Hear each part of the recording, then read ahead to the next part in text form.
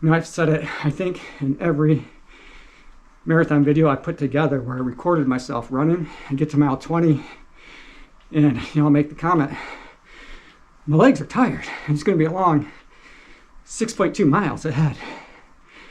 That's when building mental toughness, doing workouts like interval works or endurance, you know, the long run, that's where that pays dividends.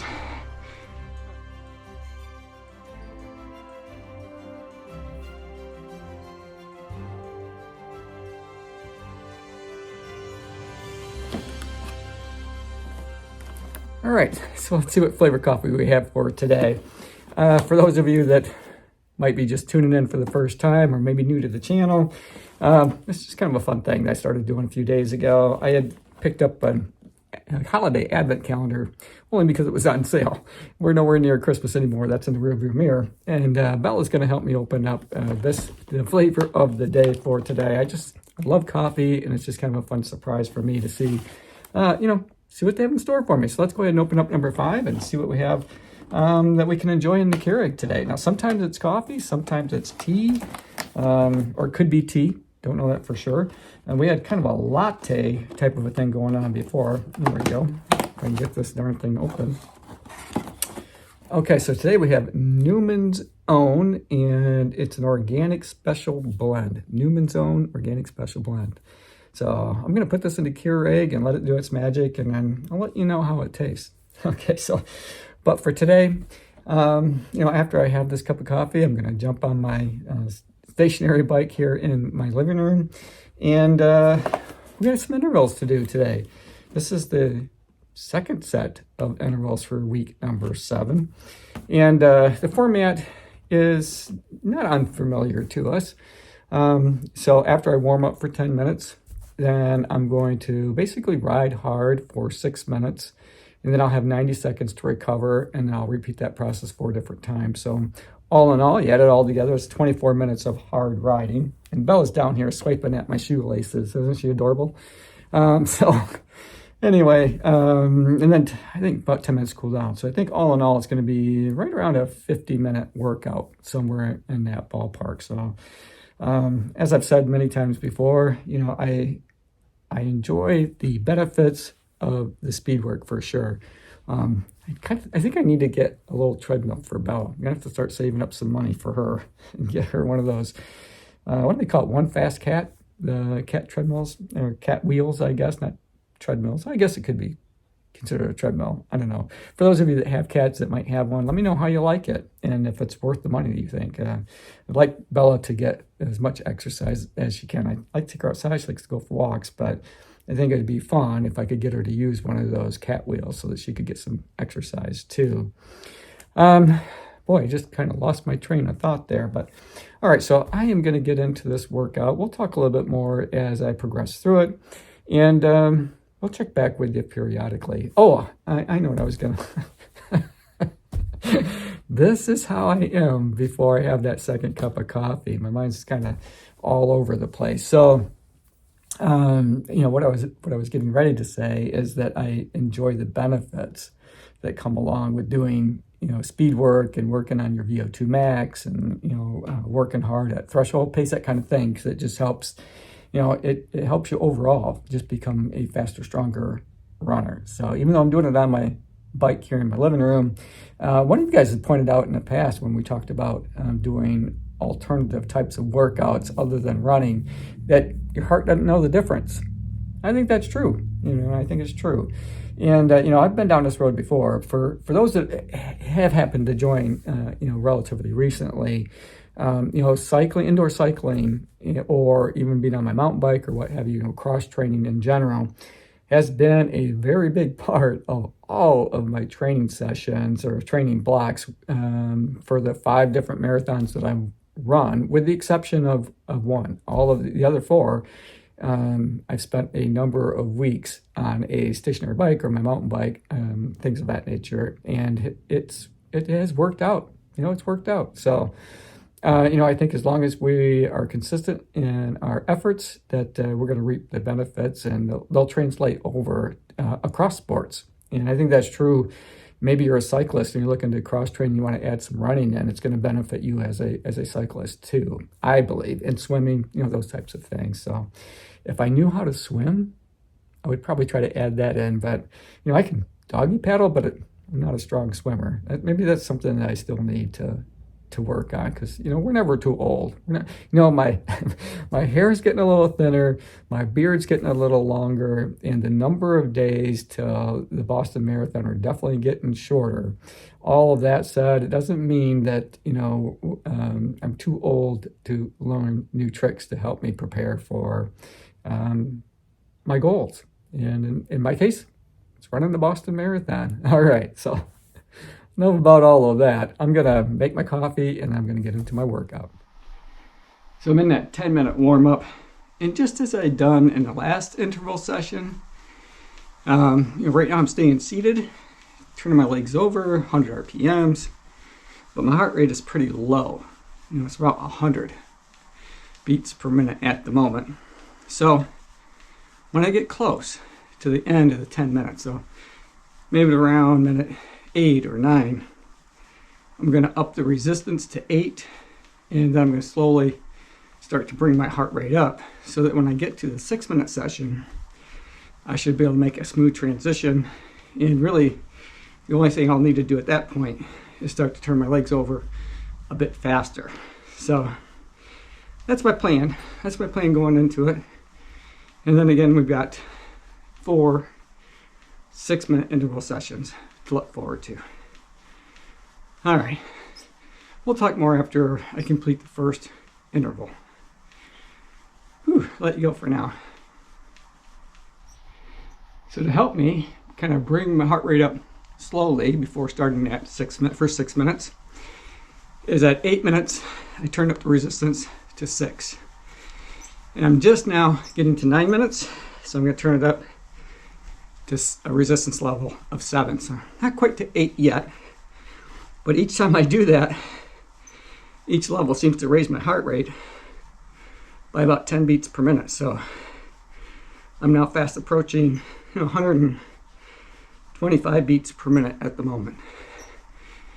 9.5 minutes, so 30 seconds to go. I'm going to start that first 6-minute interval, in which case I'll up the resistance to 8. Try to turn my legs over. I'm guessing around the mid 80s, around 85 RPMs. So, all right, I'm gonna let you go because about time for me to crank up the resistance and get into this one.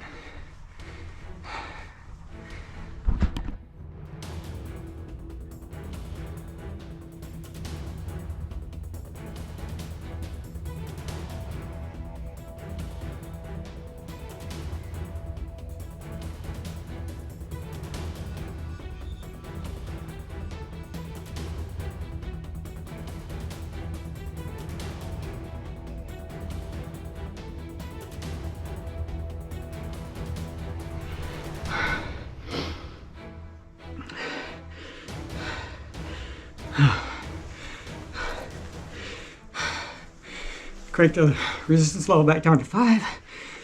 Catch my breath. So we're 16 minutes in. I'm already sweating. That's a good sign. At 17.5 minutes, I'm going to start this one all over again. Now I'll probably just check back now after I finish the last one, because we just have 4 intervals to worry about today. So slowly ramping my heart rate up before reaching the first interval. I like that. I liked it last time, and I still like that process today. So I think it's something I'm going to continue to do as I move forward throughout this training block.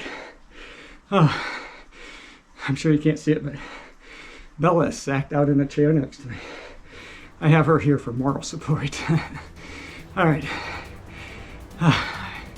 Just about time to get back into it.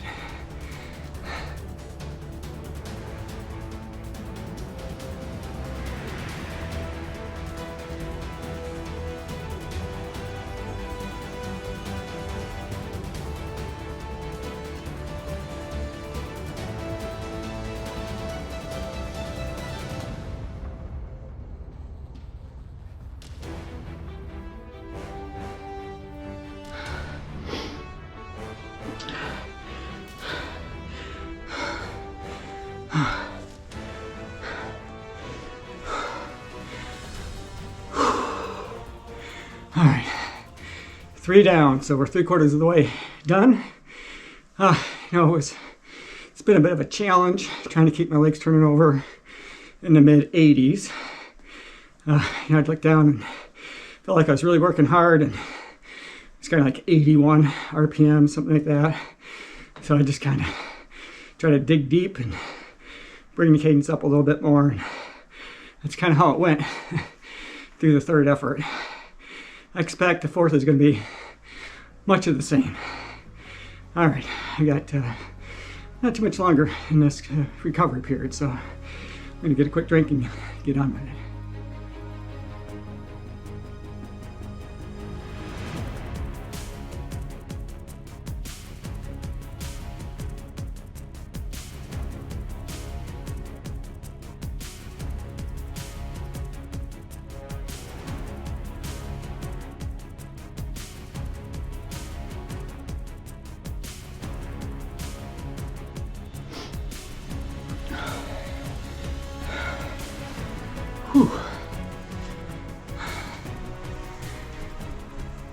So I'm in that 10-minute cool down.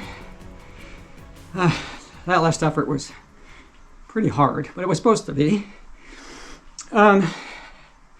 Just reminds me how big a factor the mental aspect of training is. It's not just about leg strength or cardio, because you're going to feel those things. No matter how good a shape you are, at some point, they're going to start talking to you. And it's whether or not you listen, or if you believe in yourself. Don't let up. Don't give up. Push through. Just knowing that you can. Believing in yourself. I think that in my case, I'm capable of more than what I give myself credit for, probably most of the time. You get to that mile 20, your legs are tired. I've said it, I think, in every marathon video I put together where I recorded myself running. I get to mile 20 and I'll make the comment, my legs are tired. It's going to be a long 6.2 miles ahead.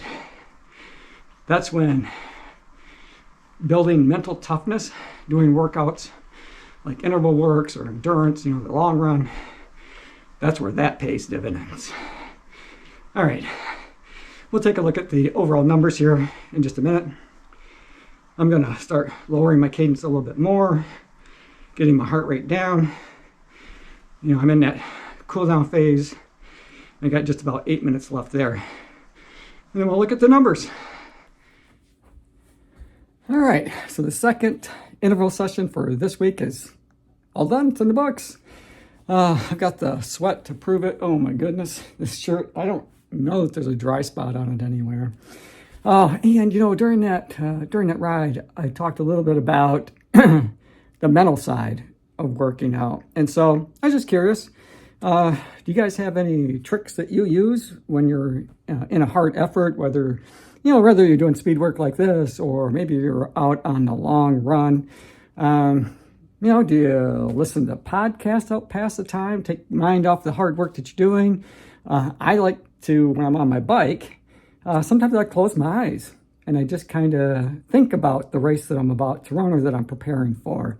And especially those moments that are so exciting, the start of the race, maybe, midway through a difficult part of the course, and then of course the finish. And the finish at the Boston Marathon is like no other I've ever experienced. It is just fantastic. The amount of energy is just amazing. Oh, it gets me excited just thinking about it. Okay, so enough about that. Let's talk about the results from this workout. So again, about 50 minutes in total, 28.16 kilometers on my Merrick stationary bike, 268.5 average power. My frequency was 90 on average, so 90 RPMs. And you might remember I was shooting for around mid 80s. And I think that was true during the interval session. The reason it's higher is during the off time. So the 10 minutes before, 10 minutes after, the 90 seconds in between, when I lowered the resistance down, my cadence was obviously going to be a little bit higher because it was just easier to do. So the average was 90, but I would say during the interval sessions, it was closer to the mid 80s, probably 84 to 86, somewhere in that ballpark. and the average resistance was 7. All right, you guys, I have got to do a little bit of stretching and take a shower, of course, and then I will talk a little bit about the coffee. I'll talk about that here in just a second when I get all that done and I start editing this video, because that's kind of a fun time to do it. All right, we'll see you back here in just a minute. All right, so boy, I feel so much better after a shower. It's time to try the Newman's Own Organic Special Blend Coffee. That's a lot of words. Let's put it in a Keurig and see what it tastes like.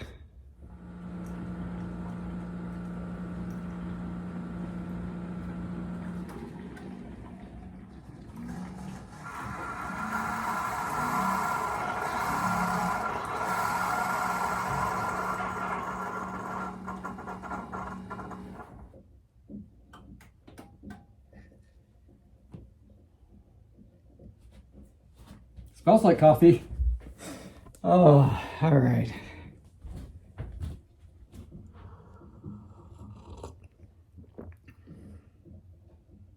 Not bad.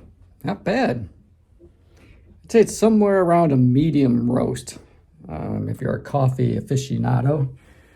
Either way. Oh, I'm going to lower you down here just a little bit. There we go. So yeah, I think it's somewhere around that, that medium roast. It's nice. Tastes good. All right. So I'm going to sip on my coffee and work on this video for you. I got my laptop all set up, and we should have it done here pretty soon, and we'll post it, and we'll get to share this workout together. All right. Thanks again, you guys.